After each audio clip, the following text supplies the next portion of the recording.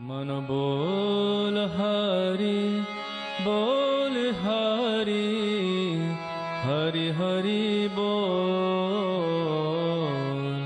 गोविंद माधव गोपाल बोल।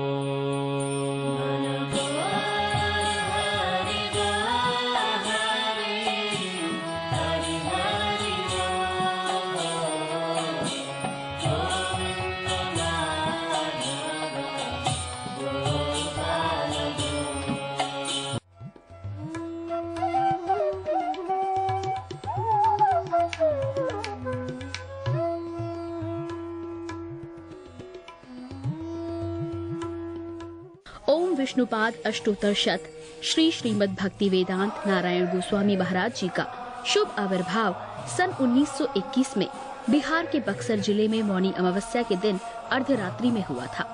प्रारंभ से ही इनकी धर्म में रुचि थी। बचपन में ही उन्होंने गीता रामायण आदि का अध्ययन किया था। संसार से अत्यंत तीव्र वैराग्य होने के कारण 25 वर्ष की आयु में ही वे गृहस्थ जीवन त्याग कर मठ में निवास करने लगे। सन 1946 में उन्होंने नित्य लीला प्रविष्ट ओम विष्णुपाद श्री श्रीमद् भक्ति प्रज्ञान केशव गोस्वामी महाराज जी से विधिवत दीक्षा प्राप्त की तथा सन 1954 में संन्यास ग्रहण किया। मथुरा में निवास करते हुए अपने गुरु की आज्ञा तथा कृपा से अनेक ग्रंथों का हिंदी भाषा में अनुवाद किया है। इनके प्रमुख ग्रंथ हैं श्रीमद् भगवद गीता, गीत गोविंद, जैव धर्म, वेणु गीत, भजन रहस्य, ब्रजमंडल परिक्रमा, श्री श्री वृहद भागवतामृतम। इन सभी ग्रंथों का English, Spanish, Dutch, French, German, Russian, Italian, Portuguese, Chinese आदि विश्व की अनेक भाषाओं में अनुवाद हो रहा है। लगभग पिछले 60 वर्षों से श्रील भक्ति वेदांत नारायण गोस्वामी जी महाराज ने भारत एवं विश्व के सभी प्रमुख देशों में शुद्ध भक्ति का प्रचार किया, अर्थात भक्ति योग की शिक्षा प्रदान की। श्रील गुरुदेव के भक्ति प्रचार कार्य से प्रोत्साहित होकर अमेरिका के ह्यूस्टन के मेयर द्वारा श्रीमान लीपी ब्राउन ने 31 मई सन 2003 को इन्हें ऑर्डिनरी सिटीजनशिप एवं गुडविल एम्बेसडर के सम्मान से विभूषित किया। सन 2003 में ध्वजाचार्य पीठ तथा विश्व धर्म संसद ने श्रील गुरुदेव को कृष्ण भक्ति, विश्व भर में सनातन धर्म के प्रचार प्रसार तथा ब्रजमंडल के संरक्षण एवं पुनरुद्धार हेतु अनेक अथक प्रयासों के लिए योगाचार्य की उपाधि से सम्मानित किया। इस प्रकार संपूर्ण विश्व में प्रेम धर्म का प्रचार प्रसार करते हुए श्रील भक्ति वेदांत नारायण गोस्वामी जी महाराज ने 29 दिसंबर 2010 को श्री जगन्नाथपुरी में अपनी भौम लीला को संवरण किया। वे अपनी दिव्य शिक्षाओं में और अपने निष्कपट आश्रित जनों के हृदय में सर्वदा विराजमान हैं।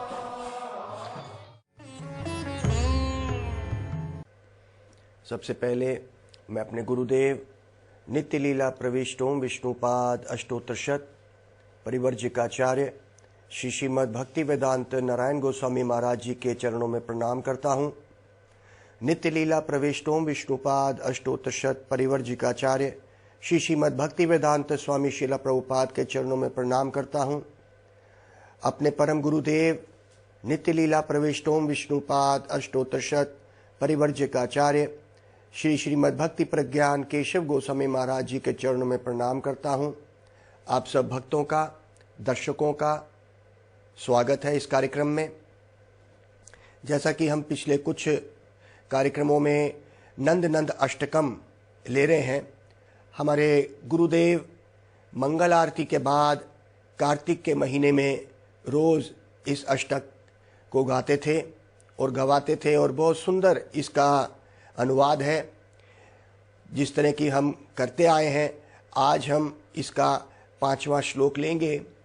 आप इसको सुने और इसकी व्याख्या हम सुनेंगे। हम गुरुदेव के चरणों में दोबारा प्रार्थना करते हैं, अपनी गुरु परंपरा के चरणों में भी प्रार्थना करते हैं कि उसका जो सही अर्थ है हम आपको बता सकें।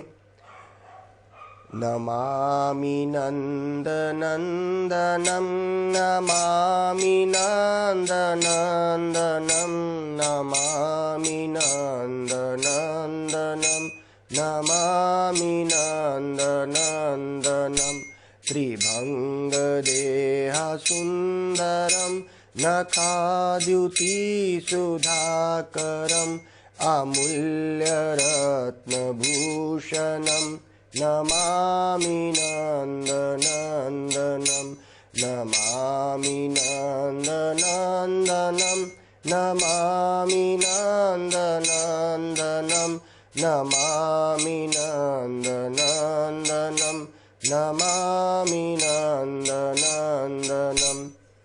तो आज हमने इस अष्टक मतलब ये गीत है 8 श्लोकों का, जो भगवान के गुणगान गाए हुए हैं भगवान की सुंदरता के लिए। किसी रस भरे हुए किसी वैष्णव भक्त ने इसको बनाया है। तो ये जो अष्टक का जो 5वां श्लोक है, ये कहता है त्रिभंग देह सुंदरम नखा द्युति सुधाकरम अमूल्य रत्न भूषणम नमामि नंद नंदनम। मैं उस नंद महाराज के पुत्र नंद नंदन अर्थात कृष्ण को नमन करता हूं, अर्थात नमस्कार करता हूं। त्रिभंग देह सुंदरम, त्रि मतलब 3, भंग मतलब 3 जगहों से टेढ़ा। जैसे कृष्ण खड़े होते हैं टेढ़े, उसको भंग बोलते हैं, भंगी। त्रिभंग देहा, उनका शरीर बड़ा सुंदर है। नखा द्युति सुधाकरम, नखा मतलब उनके नाखून, हाथ और पैरों के जो नाखून हैं, द्युति उसमें ऐसी चमक निकल रही है। सुधाकर, जैसे कि सुधाकर मतलब चांद, हजारों हजारों चांदनी उसमें से ठंडक निकलती है। अर्थात भगवान के दर्शन करने से जो इस संसार की ताप है वो दूर हो जाती है। जिस तरह की हमने पिछले कार्यक्रम में इस ताप के बारे में चर्चा करी थी, जिसमें 3 प्रकार के ताप हमने बोले थे। ताप मतलब जो यहाँ पे तड़पन होती है, जिसको कहते हैं आग लगी हुई है, जन्म मृत्यु बुढ़ापा बीमारी और काम क्रोध की जो आग है, इस भगवान के इन चरणों में और इन हाथों के उंगलियों के नाखूनों में जो द्युति मतलब रोशनी निकल रही है, चांदनी की ठंडक निकलती है, जो इस तड़पते हुए इस जीव को शांति देती है। अमूल्य रत्न भूषणम, ऐसे भूषण उन्होंने डाले हैं। ये आभूषण कौन से हैं? जो यशोदा माँ बहुत सुंदर प्रेम से कृष्ण के लिए माला, वनमाला तैयार करती है। बहुत सुंदर वेश उनका, मोर की पंखी उनके सर पे लगी है। ये जो और बहुत सुंदर रत्नों से जड़ित उनके बड़े सुंदर प्रेम से यशोदा माँ ने जो उनको पहनाए, ये प्रेम का एक सुंदर रूप है। जो अमूल्य रत्न भूषणम नमामि नंद नंदनम। यहाँ पे मैं उस कृष्ण जो त्रिलोकीनाथ तो है, लेकिन बड़ा सुंदर लग रहा है। एक बात यहाँ पे आती है, जो ब्रह्मवादी होते हैं वो यहाँ पे कहेंगे अरे ये भावुकता की बातें हैं, ये एक व्यक्ति सेंटिमेंटल होके ये बातें करता है भावुकता में। क्यों? क्या भगवान का कभी जन्म होता है? उसका देह होता है, देह मतलब शरीर। क्या उसका शरीर होता है? ये जो ब्रह्मवादी लोग होते हैं वो वे लोग हैं जो भगवान का रूप नहीं मानते, भगवान को एक चमक या ब्रह्म ज्योत के रूप में मानते हैं और ब्रह्म में लीन होने की बातें करते हैं। ऐसा वो क्यों करते हैं? अगर हम थोड़ा सा भी इसमें जाएं तो हम देखते हैं कि ये वो लोग हैं जो इस संसार में उन्होंने देखा कि शरीर धारण किए हुए लोग, व्यक्ति क्या होता है? मर जाता है। जितने भी शरीर उन्होंने देखे वो मर गए, बूढ़े हो गए, बीमार हो गए और मर गए। इसीलिए वो कहते हैं कि अरे ये शरीरों की कथा क्या है कि ये खत्म हो जाता है, ये मिट्टी है, इसीलिए उसका शरीर नहीं होगा। क्योंकि उनके पास ऐसी खबर है कि जिस शरीर को भी हम देखते हैं वो मिट्टी हो जाता है, इसलिए उसका शरीर नहीं हो सकता। दूसरा, उन्होंने प्रेम इस संसार में देखा, प्रेम नहीं, वो क्या है? वो काम है। इसीलिए वो प्रेम को भी पूर्ण रूप से जड़ से फेंक देते हैं कि उसमें प्रेम नहीं होगा। प्रेम नाम की कोई चीज ही नहीं है, कोई वस्तु प्रेम नाम की है ही नहीं। लेकिन यहां पे हम देखते हैं अमूल्य रत्नों से जड़ित मैया यशोदा और गोपियां कृष्ण को सजाती हैं, ये प्रेम की बात है। तो यहां पे ब्रह्मवादी जो ब्रह्म में विश्वास रखते हैं, ना वो प्रेम को मानते हैं, ना वो भगवान का रूप मानते हैं। और मैंने बताया किस तरह से वो क्यों नहीं मानते, क्योंकि प्रेम इस संसार में नहीं है, ये बात भी ठीक है, लेकिन ये कह देना कि उसका रूप नहीं है। अगर हमारे रूप और भगवान के रूप में जमीन आसमान का अंतर है।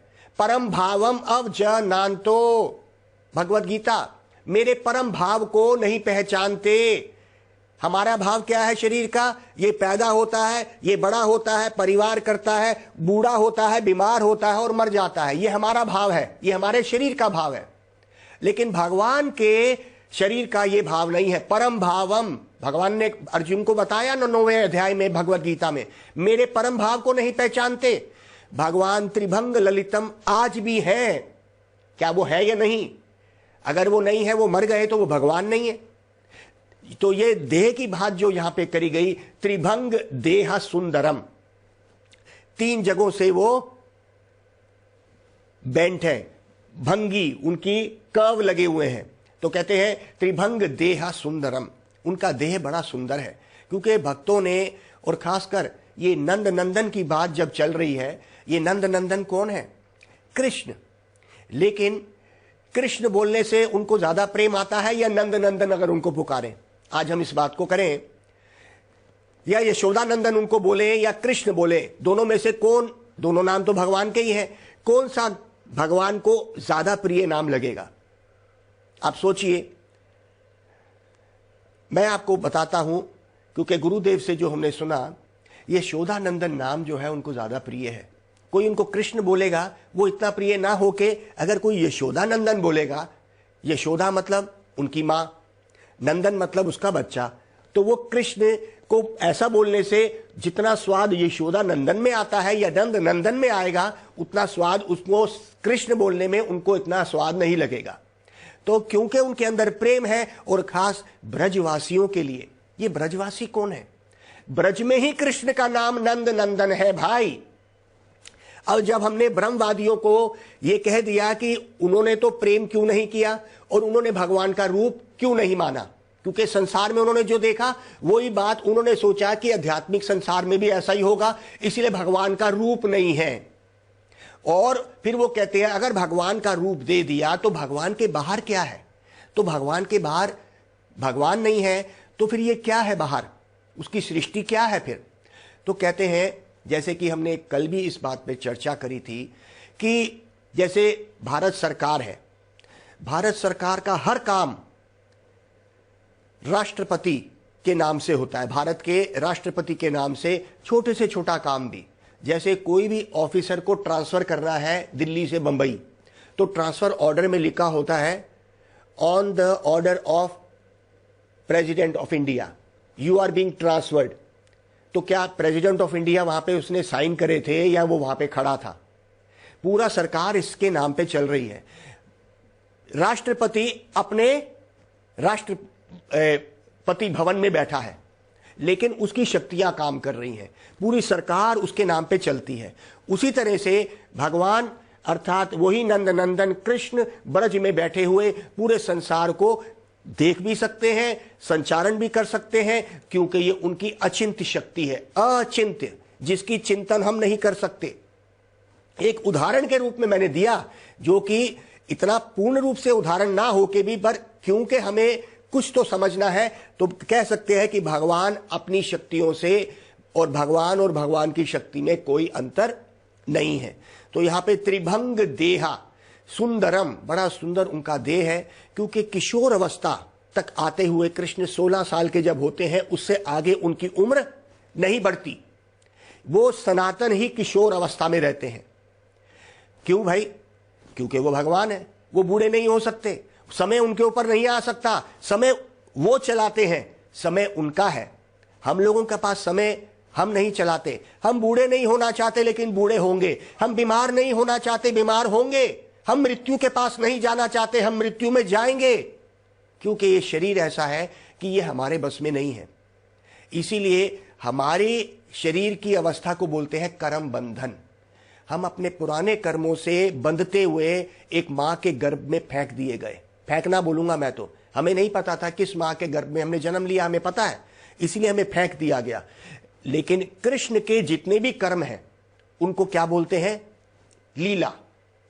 हमारे कर्म बंधन है और कृष्ण के लीला है। लीला क्या होती है? जो स्वतंत्र इच्छा से करी जाए, उसमें कोई कर्म बंधन, पुराने कोई कर्म बंधन नहीं होते। ये शरीरों की कथा क्या है? हमारे गुरुदेव शुरू ऐसे ही करते हैं, ये मल मूत्र की थैली है, टट्टी पेशाब की थैली है, ये ऐसे कहा गया है, हमारे शास्त्रों में भी कहा गया है। और इन शरीरों में से व्यक्त जिसको हम प्रेम कहते हैं वो काम है। वो क्या है? वो सिर्फ काम वासना है। हम उसको प्रेम समझे बैठे हैं। एक बात बताइए, क्या जानवर भी प्रेम करता है? प्रेम का मतलब है त्याग, प्रेम का मतलब है दूसरे की भावनाओं को समझना और उसके लिए कार्य करना। ऐसे परिवार पैदा करना या बच्चे पैदा कर लेना ये प्रेम की निशानी नहीं है, ये तो एक काम वासना है। लेकिन ये लगता वैसा ही है जैसे आखिर एक लड़का एक लड़की से प्रेम करता है, मान लीजिए हम बोलते हैं वो प्रेम करता है, दूसरे को एक दूसरे को पहचानते हैं, देखते हैं और उसके बाद संबंध होता है, परिवार विवाह होता है और आखिर में ये जो एक दूसरे का जो प्रेम संबंध इसको कहते हैं वो मैथुन में ही पहुंच जाता है और शरीरों द्वारा व्यक्त किया जाता है। उसमें ऐसी क्या बात है जो जानवर लोग नहीं कर रहे? वो भी बच्चे पैदा करते हैं। तो जो प्रेम की बात करी गई है, ये बात ठीक है कि इस संसार में प्रेम नहीं है। ब्रह्मवादी भी इसी बात को कहते हैं, हम लोग भी इसी बात को करते हैं। भक्त लोग भगवत गीता भागवतम में इस बात का वर्णन है कि संसार में प्रेम नहीं है। जिस बात को हम प्रेम समझे बैठे हैं वो काम है। तो लेकिन इसका ये मतलब या ये अर्थ नहीं है कि भगवान के जो जगत है उसमें प्रेम नहीं है। इसीलिए उनका नाम यशोदा नंदन है, इसीलिए उनका नाम नंद नंदन है। इस संसार के देह की कथा हमारे शास्त्रों में भी बड़े सुंदर रूप में कही गई है। लिक्विड ब्यूटी के नाम से एक कथा स्वामी प्रभुपाद कहते हैं। उस कथा में ऐसा आता है कि एक साध्वी स्त्री वो जंगल में तपस्या और भजन कर रही है। उसने अपनी कुटिया बनाई हुई है, वो भजन करती है। जंगल अकेला है, जंगल में कोई नहीं है, वो कुटिया में भजन करती है। एक दिन वहाँ से एक शिकारी निकलता है। वो बड़ा कामुक है और काम वासना से पीड़ित है। जब वो इस स्त्री को देखता है कि वो अकेली इतने बड़े जंगल में वो अकेली है, तो उसके अंदर भोग करने की वृत्ति आती है जो होती है। तो जब वो स्त्री के पास जाता है, स्त्री उसकी बातों को समझ जाती है, लेकिन स्त्री कहती है, देखो अगर आप मुझे 1 हफ्ते का समय देंगे तो मैं अपनी ही इच्छा से जो आपके अंदर इच्छा है भोग की उसको मैं पूर्ण करूंगी। तो वो पुरुष जो शिकारी था वो सोचता है कि अगर ये स्त्री स्वतः ही अपनी इच्छा से ही उस कार्य को करेगी, मेरी भोग वासना को संतुष्ट करेगी, तो क्यों नहीं मैं 1 हफ्ता रुकता। तो अब वो शिकारी क्या करता है, उसी कुटिया के बाहर बैठ जाता है और उसके चारों तरफ चक्कर लगाने लगता है कि कहीं वो साध्वी स्त्री जो भजन कर रही है अंदर कहीं भाग ना जाए। 1 हफ्ते तक अंदर से कोई आवाज नहीं आती। 1 हफ्ते के बाद वो शिकारी कहता है, सोचता है कहीं वो स्त्री चली तो नहीं गई। तो बड़ा हैरान होता है, तो खड़काता है और जब दरवाजा खुलता है तो बहुत ही दुर्गंध आ रही होती है अंदर से। तो वो शिकारी देखता है कि वो स्त्री कहां गई। एक स्त्री आती है सामने, उसके मुख से बड़ी दुर्गंध, उसके आंख और नाक बड़े ही गंदे और उसके बाल कितने बुरे तरह फैले हुए और पूरी ही उस जो उसकी बनी हुई कोठरी थी उसके अंदर से बड़ी दुर्गंध आ रही होती है। तो ये शिकारी एकदम पूछता है, अरे वो जो स्त्री मैंने 1 हफ्ता पहले देखी थी वो कहाँ है। जैसी वो स्त्री बोलना शुरू करती है दुर्गंध और बढ़ जाती है। तो शिकारी एकदम बाहर आ जाता है, रुक नहीं पाता अंदर। तो स्त्री कहती है वो स्त्री मैं ही हूं। तो शिकारी को विश्वास नहीं होता, तो स्त्री उसका हाथ पकड़ के उस व्यक्ति को, शिकारी को अंदर ले जाती है। बड़े ही नाक में हाथ जो रख के वो अंदर जब जाता है तो स्त्री चिल्लाती है, कहती है देख, जिस शरीर के पीछे तू पागल हो रहा था उस शरीर के अंदर देख क्या है ये। उस स्त्री ने क्या किया, कुछ जड़ी बूटियां जंगल में जो मिलती हैं, सूखे पत्ते, ये सब लिए और अपने आप को दस्त लगवा दिया और खाना बंद कर दिया और उल्टियां शुरू हो गई। कुछ कोई ऐसी जहरीले पत्ते भी खा लिए होंगे। उसने क्या किया, जो उसके मल और मूत्र और उल्टी थी, उसने क्या किया, उसने उन डब्बों में रख दिया, सामने पड़े हुए डब्बों में, और उसने कहा देख, ये है मेरी सुंदरता, जिस सुंदरता के पीछे तू भाग रहा था। आज ये मेरे से अलग हो गई और मैं इससे अलग हो गई, तू देख कितना दूर चले जाता है। तो ये मलमूत्र की थैली उस साध्वी स्त्री ने एक उदाहरण देके अपने ऊपर ही उस शिकारी को बताई। वो शिकारी उसके चरण पड़ गया और समझ गया कि ये शरीर दुर्गंधमयी और भोग वासना का एक स्थान है। ये है इस संसार के देहों की कथा। देह मतलब शरीरों की कथा। सिर्फ भोग वासना की ये तस्वीर बनती है जो कि जानवर योनि में बहुत अच्छी तरह करी जा रही है। प्रहलाद महाराज भी इसी बात को करते हैं और हमारे श्रीमद् भागवत में इस बात का बखान बहुत हुआ है। पुंसा स्त्रिया मैथुनी भावाम इताम, पुरुष और स्त्री का ये देह संयोग संबंध मिलके यही पूरे संसार को चलाता है और यही इसी वजह से संसार चल रहा है। जो संसार की नींव है, फाउंडेशन है, वो यही है, पुंसा पुरुष, स्त्रिया मैथुनी भावाम इताम। पूरे संसार में यही कथा चल रही है और मैथुन की कथा ही है। प्रेम नाम की कोई चीज नहीं है। और ये देह की बात जो करी है, इसीलिए भगवान का ये नंद नंद अष्टकम में कहा गया है, त्रिभंग देह सुंदरम। कृष्ण का देह सुंदर है। कृष्ण और कृष्ण के देह में, शरीर में कोई अंतर नहीं है। हमारा शरीर ये 5 तत्वों का बना हुआ है और इसमें 3 तत्व और भी हैं। ये 8 तत्व का बना हुआ है।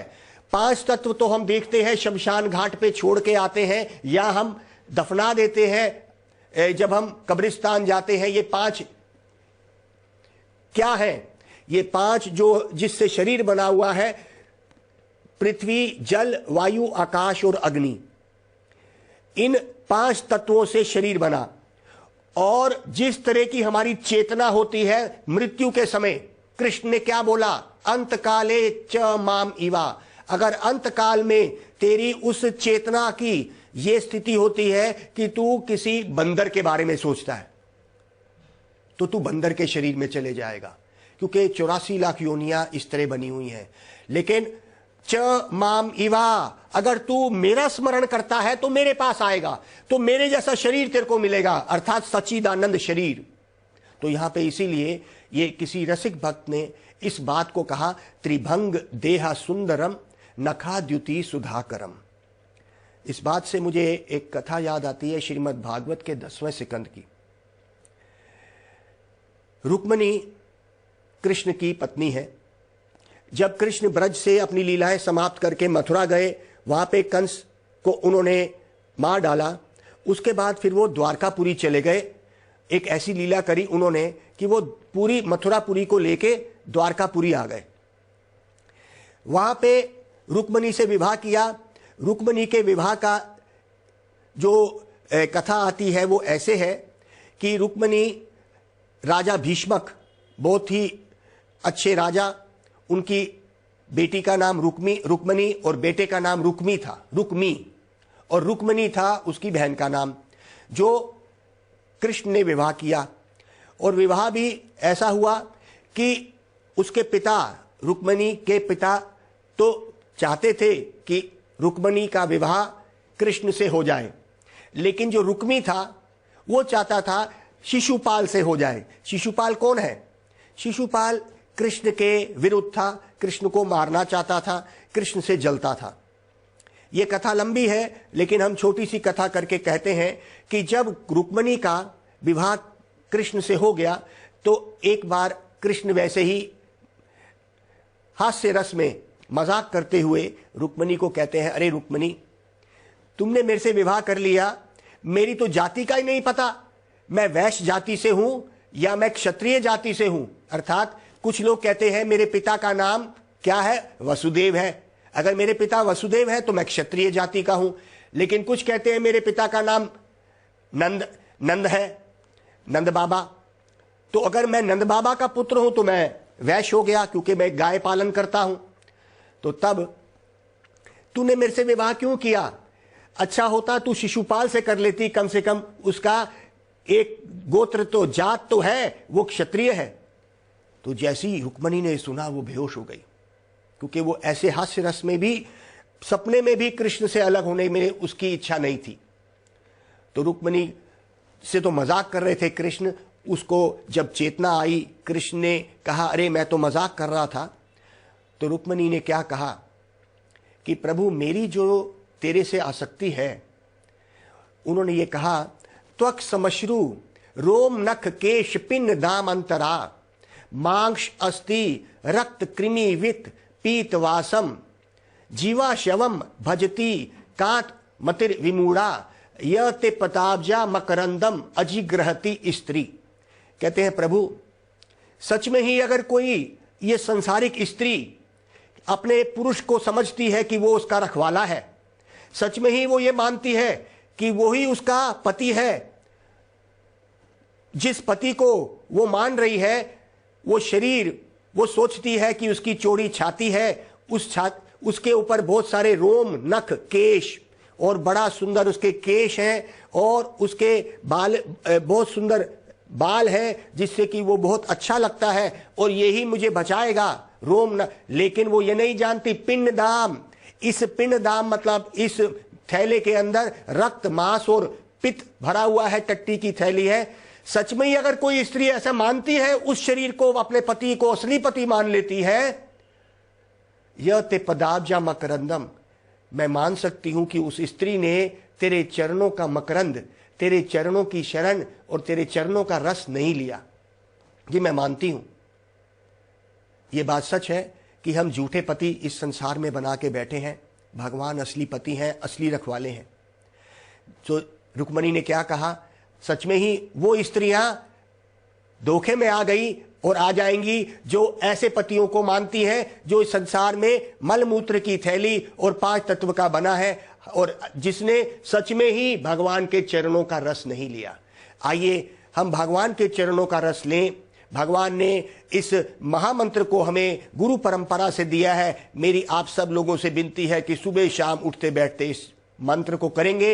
ये मंत्र क्या है? हरे कृष्णा कृष्णा कृष्णा हरे हरे, हरे राम राम राम हरे हरे। गौर प्रेमानंदे हरि हरि बोल। मन बोल हरि बोल हरि, हरि हरि बोल। गोविंद माधव गोपाल बोल।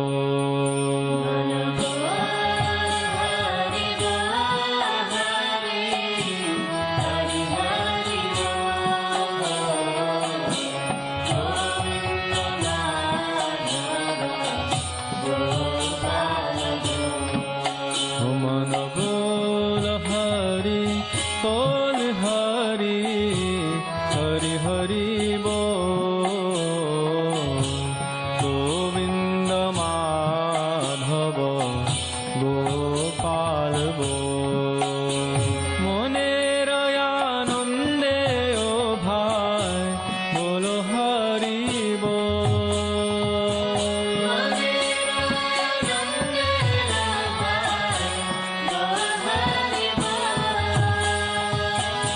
जनमे जनमे सुखे